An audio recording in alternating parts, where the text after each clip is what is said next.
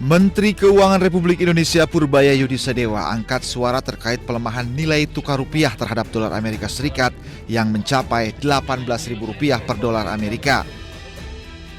Purbaya tak menampik jika pelemahan rupiah ini berdampak pada besar utang yang dibayar pemerintah. Namun, Purbaya menilai saat ini kondisi fiskal masih mampu meredam dampak pelemahan nilai tukar rupiah.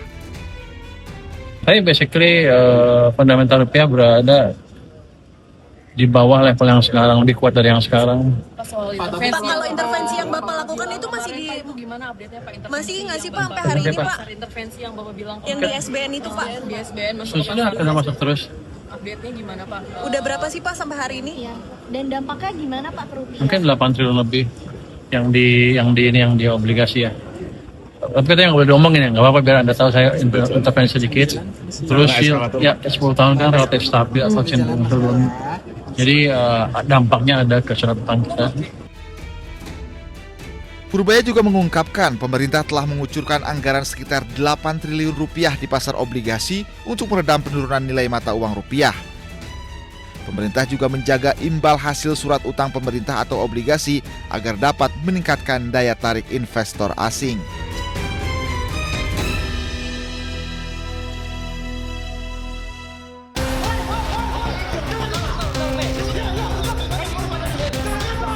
KPK mengungkap peran Wakil Menteri Imigrasi dan Pemasyarakatan Nonaktif Silmi Karim dalam kasus dugaan pemerasan di lingkup Kemenkum Imipas. Silmi Karim diduga memeras dengan cara meminta jatah dari pengurusan izin tinggal WNA. Selama rentang waktu 2022 hingga 2026, Silmi dan para pihak di Kementerian Imipas diduga menerima uang secara langsung maupun dengan perantara sebesar 140,5 miliar rupiah. Uang tersebut kemudian dibagikan setiap pekan sebesar 100 juta rupiah per orang termasuk Silmi.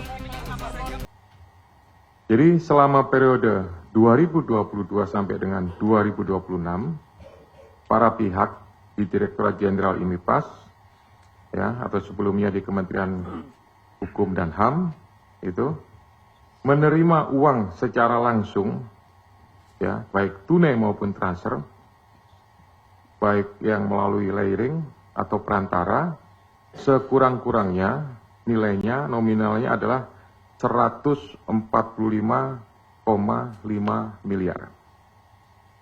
Uang tersebut dibagikan kepada para oknum, ada pihak-pihak di Direktorat Jenderal Imigrasi yang setiap pekan di hari Jumat, ya, salah satunya kepada saudara SK ini diperkirakan menerima jatah sekitar 100 juta rupiah per minggu.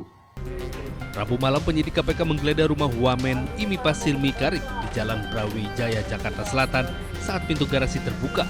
Tampak mobil silver 2 pintu dan 1 mobil berwarna hitam. KPK pun menyegel 2 mobil diduga milik Silmi Karim. Tak hanya itu, penyidik juga menyisir lantai 2 rumah mewah berlantai 3 tersebut. Dari Jakarta, tim liputan Aidis melaporkan.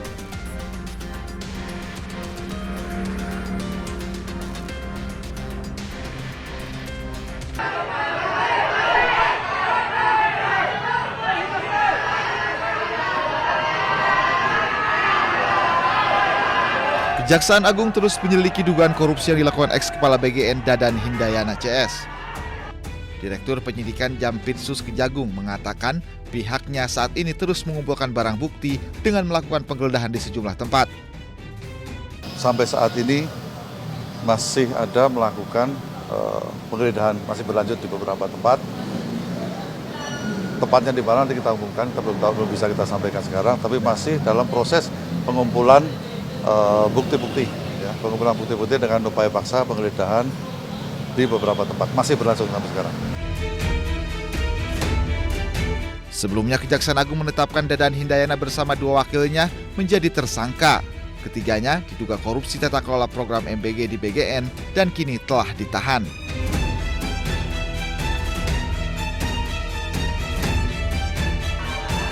Kejagung menjelaskan tidak menutup kemungkinan akan adanya tersangka baru dalam kasus korupsi BGN. Tim Liputan iNews melaporkan.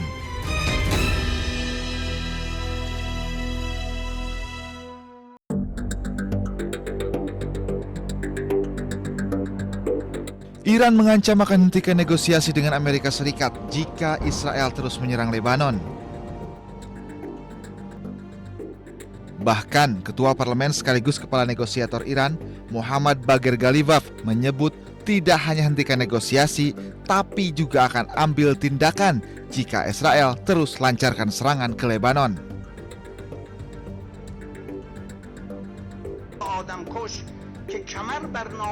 Penegasan Iran ini disampaikan setelah Ghalibaf bertemu Ketua Parlemen Lebanon, Nabih Berri. Dalam percakapannya dengan Berry, Iran inginkan gencatan senjata di seluruh wilayah Lebanon.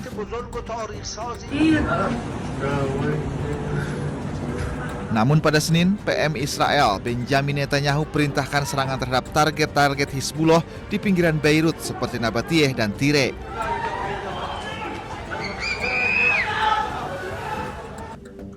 Presiden Amerika Serikat Donald Trump pun mengaku telah meminta PM Israel Benjamin Netanyahu tidak menyerang Beirut dan menarik pasukannya. Trump juga mengklaim Israel Hizbullah setuju gencatan senjata. Namun Hizbullah menolak gencatan senjata sepihak selama Israel masih menyerang Lebanon.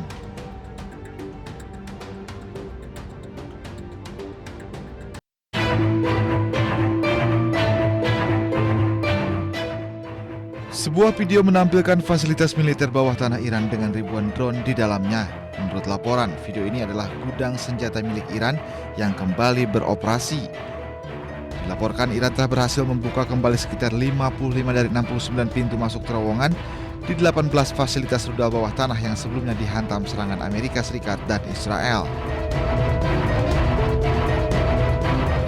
Sementara itu, anggota IRGC juga memperlihatkan kapal serang cepat 27 Rajab untuk pertama kalinya.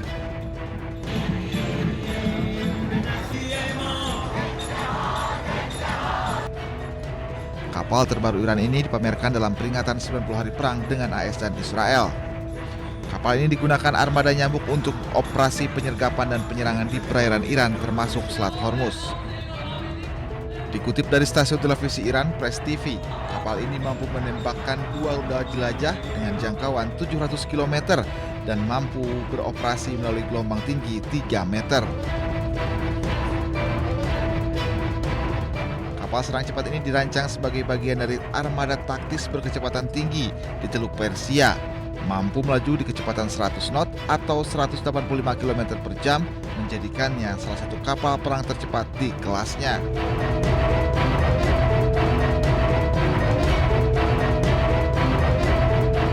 Bahkan kapal 27 Rajab ini mampu bermanuver di gelombang tinggi.